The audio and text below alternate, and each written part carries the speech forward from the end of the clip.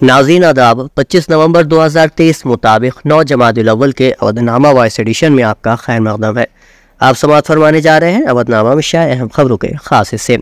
Hamas के खिलाफ operation के नाम पर 7 हफ्तों तक लड़ाई में 14,000 से ज़ायद फ़िलिस्तीनियों के कत्लेआम के बाद इसराइल ने जंगबंदी पर इत्तेफाक कर लिया है। हमास ने जंगबंदी मुआहदे पर अमल करते हुए थाईलैंड से ताल्लुक़ रखने वाले 12 यरग़मालियों को गज़ा से रिहा कर दिया और अब उन्हें तिब्बी मुआयने के लिए इसराइल के एक अस्पताल में रखा गया है, जबकि दीगर 13 इसराइली यरग़माली भी मिस्र में दाखिल हो गए हैं। मक़बूज़ा बैतुल मुक़द्दस में इसराइली पुलिस ने नमाजियों पर आंसू गैस की शिलिंग करके उन्हें आगे बढ़ने से रोक दिया। इसराइल ने गुज़िश्ता जुमे भी फ़िलिस्तीनियों को मस्जिद अक़सा में नमाज अदा नहीं करने दी थी। नमाजियों ने मस्जिद के अहाते में नमाज पढ़ी थी। दूसरी जानिब सदर सलीब अहमर की बैनुल अक़वामी कमेटी ने कहा है कि गज़ा में महाज़ों पर काम करने वालों पर हमले नाक़ाबिल क़बूल है। मुल्क की अदालत उज़्मा ने हज कमेटी ऑफ इंडिया की तश्कील न करने पर सख्त रुख अपनाते हुए मरकजी हुकूमत को 1 हफ्ते के अंदर आने वाले जुमे तक अब तक हज कमेटी क्यों नहीं बनाई, इसका जवाब दाखिल करने की सख्त हिदायत दी है। जारी एक प्रेस रिलीज के मुताबिक इस सिलसिले में 27 मार्च 2023 को चीफ जस्टिस की सरबराही में वजारत अक़लियती फलाह व बहबूद को फैसले के जरिए ये हिदायत जारी की गई थी कि 3 माह के अंदर दफ़ा 4 और दफ़ा 17 के तहत पूरी हज कमेटी की तश्कील कर ली जाए, मगर 6 माह गुजर जाने के बाद भी मुकम्मल कमेटी की तश्कील न होने पर हज कमेटी ऑफ इंडिया के साबिक़ मेंबर हाफिज नौशाद अहमद आज़मी ने अक्टूबर माह में अदालत उज़्मा में कंटेम्प्ट दाखिल किया था, जिसकी आज समाअत हुई। कतर की अदालत से 27 अक्टूबर 2023 को हिंदुस्तानी बहरिये के 8 साबिक़ एहलकारों को सजाए मौत सुनाए जाने के मामले में अहम पेशरफ्त हुई है। ज़राए के मुताबिक कतर की अदालत ने सजाए मौत पाने वाले हिंदुस्तानी बहरिये के साबिक़ अफसरान की अपील मंजूर कर ली है और केस की अगली समाअत जल्द होगी। ये अपील हुकूमत हिंद ने दायर की थी। राजस्थान में असेंबली इंतखाबात के लिए वोटिंग का अमल 25 नवंबर को मुकम्मल हो जाएगा। रियासत में असेंबली इंतखाबात के लिए 51,507 पोलिंग स्टेशन बनाए गए हैं, जहाँ 5,26,90,146 वोटर अपने हक़ राय दही का इस्तेमाल करेंगे। रियासत में इंतखाबात को पुरअमन तरीके से कराने के लिए 1.5 लाख से ज्यादा अफसरान और मुलाजिमीन, पुलिस, होमगार्ड्स, RAC और CAPF की 700 कंपनियों के सिक्योरिटी एहलकारों की ड्यूटी लगाई गई है। एक और खबर के मुताबिक दिल्ली की एक अदालत ने जुमे को शराब पॉलिसी के मुबैना घोटाले मामले में आम आदमी पार्टी के राज्यसभा रुकन पार्लियामेंट संजय सिंह की अदालती हिरासत में 4 दिसंबर तक तौसी कर दी है। महाराष्ट्र में मुंबई की छत्रपति शिवाजी महाराज बैनुल अक़वामी हवाई अड्डे के टर्मिनल 2 को उड़ाने की धमकी वाली एक ईमेल मौसूल हुई है और इसे रोकने के लिए बिटकॉइन में $1 मिलियन देने का मुतालबा किया गया है। पुलिस ज़राए ने जुमे को ये इत्तला दी है। उन्होंने कहा कि धमकी आमेज ईमेल मौसूल होने के बाद मकामी पुलिस स्टेशन में मामला दर्ज करने के साथ साथ मुंबई पुलिस के साइबर क्राइम सेल को भी इत्तला दे दी गई है। तफ्तीश अभी जारी है। उत्तर प्रदेश के वजीर आला योगी आदित्यनाथ ने पुलिस लाइन में वाक़े कंपोजिट स्कूल से गर्म पका हुआ खाना स्कीम का इफ्तिताह करते हुए कहा कि अयोध्या से 3 से 6 साल की उम्र के बच्चों को मिड डे मील की तर्ज पर गर्म खाना पेश करने का काम शुरू करना एक खुशाइन अमल है। सिर्फ अच्छे और सेहतमंद बच्चे ही मजबूत हिंदुस्तान की बुनियाद बनेंगे। इस दौरान उन्होंने 35 जिलों में 403 करोड़ रुपए की लागत से 3,401 आंगनवाड़ी मराकज का संग बुनियाद भी रखा। अयोध्या रिजर्व पुलिस लाइन में पुलिस एहलकारों के लिए ट्रांजिट हॉस्टल का भी इफ्तिताह किया।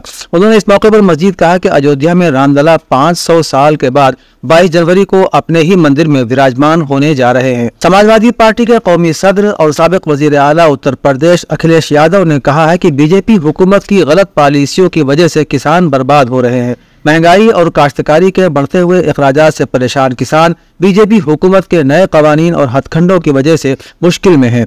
अखिलेश यादव ने कहा कि एक तरफ रियासत में फसलों की बुवाई के लिए वाफिर मिकदार में खाद दस्तयाब नहीं है और किसान खेती बाड़ी का काम करने के बजाय खाद के लिए कतारों में खड़े होने पर मजबूर है, जबकि हुकूमत किसानों को हरासा करने की नीयत से नए नए अहकामात जारी कर रही है। उत्तर प्रदेश कांग्रेस के तर्जुमान डॉक्टर CP राय ने कहा है कि योगी हुकूमत मकबूलियत हासिल करने के लिए इतनी गिर गई है कि शहीद की अर्थी तक नहीं उठी और सरकारी लोग चेक देने और तस्वीरें खिंचवाने पहुंच गए।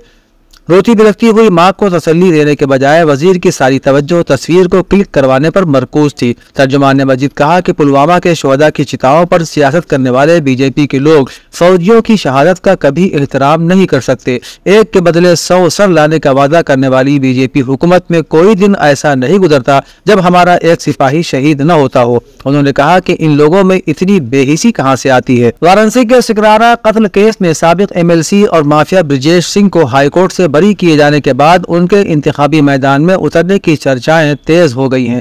اسی درمیان صوبہ سپا کے سربراہ اوم پرکاش راجبھر نے دعویٰ کیا ہے کہ برجیش سنگھ کو اپنی پارٹی کے نشان پر الیکشن لڑا سکتے ہیں۔ ایک نجی چینل سے بات کرتے ہوئے وزیر بننے کے سوال پر راجبھر نے کہا کہ 5 ریاستوں کے انتخابی نتائج آنے کے بعد انہیں یوگی حکومت میں وزارت مل سکتی ہے۔ انہوں نے یہ اشارہ بھی دیا ہے کہ دسمبر کے بعد بڑا کھیل ہوگا۔ اوم پرکاش راجبھر نے کہا کہ وہ برجیش سنگھ کو صوبہ سپا کا نشان پر غازی پور سے الیکشن لڑانے کا منصوبہ بنا رہے ہیں۔ کشمیری محلہ باغ کے ادارہ مقصد حسینی کے زیر اہتمام چل رہے مدرسہ کوثر العلوم میں ممتاز عالم دین حکیم امت مولانا ڈاکٹر سید کلب صادق کے لیے ایصال ثواب کا اہتمام کیا گیا۔ ادارے کے ترجمان ایس ایم ایمن کی اطلاع کے مطابق گزشتہ روز بعد نماز ظہرین مولانا سید رضا حسین رضوی کی نگرانی میں مدرسے کے طلباء و طالبات نے حکیم امت مرحوم مولانا ڈاکٹر سید کلب صادق کے لیے قرآن خوانی اور مجلس عزا کا انعقاد کیا گیا۔ قرآن خوانی کے بعد مجلس عزا برپا ہوئی، جسے مولانا محمد علی نقوی نے خطاب کیا اور کہا کہ حکیم امت مولانا ڈاکٹر سید کلب صادق نیک سیرت، خوش اخلاق اور عالم باعمل انسان تھے۔ اودھنامہ کے جہاں نما صفحے کے مطابق غزہ کی پٹی میں متوقع جنگ بندی کے موقع پر اسرائیلی وزیر اور جنگی کونسل کے رکن مسٹر گیڈون نے جمعرات کی شام زوم کے ذریعے ایک انٹرویو میں کہا کہ معاہدہ طے پانے کے بعد بھی جنگ جاری رہے گی۔ انہوں نے مزید کہا کہ حماس کے اقتدار میں ہونے پر جنگ کے خاتمے کا کوئی امکان ہی نہیں ہے۔ جب تک حماس کے پاس اسرائیل کو دھمکی دینے کی صلاحیت ہے تب تک جنگ کے خاتمے کا کوئی امکان نہیں ہے۔ یہ کابینہ کا فیصلہ ہے اور ہم اس پر عمل کریں گے۔ قابل ذکر ہے کہ اسرائیل اور حماس کے درمیان 4 دنوں کے لیے عارضی جنگ بندی جمعے کے روز غزہ کے مقامی وقت کے مطابق صبح 7 بجے سے شروع ہو جائے گی، جبکہ اسرائیلی قیدیوں کی پہلی کھیپ شام 4 بجے غزہ سے رہائی پا سکے گی۔